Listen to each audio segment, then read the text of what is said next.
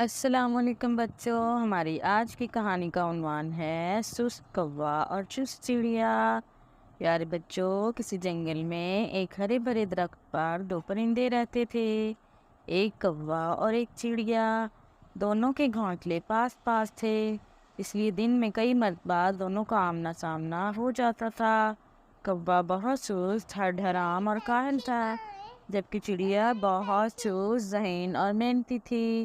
ایک دن کوے کی نظر چڑیا پہ پڑی، جو بھری دوپہر میں اپنے گھونسلے کے لیے گھاس پھوس کا سامان اکٹھا کرنے میں مگن تھی۔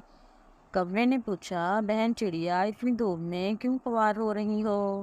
چڑیا نے ہنستے ہوئے جواب دیا، بھائی کوے، محکمہ موسمیات نے پیشین گوئی کی ہے کہ ہیوی بارشیں ہوں گی۔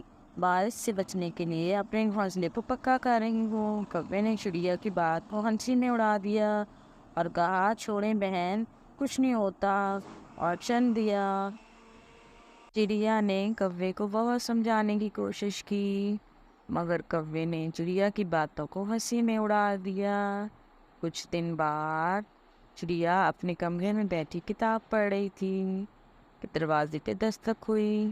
چڑیا نے دروازہ کھولا تو کوا سردی سے تھر تھر کانپ رہا تھا اور کہہ رہا تھا کہ بہن چڑیا، مجھے اپنے گھر میں آنے کی اجازت دو، مجھے بہت ٹھنڈ لگ رہی ہے۔ چڑیا نے کہا، کوے بھائی، معاف کرنا، میں اپنے گھر میں تمہیں کیوں آنے دوں گی؟ آپ اپنے گھر واپس چلے جاؤ۔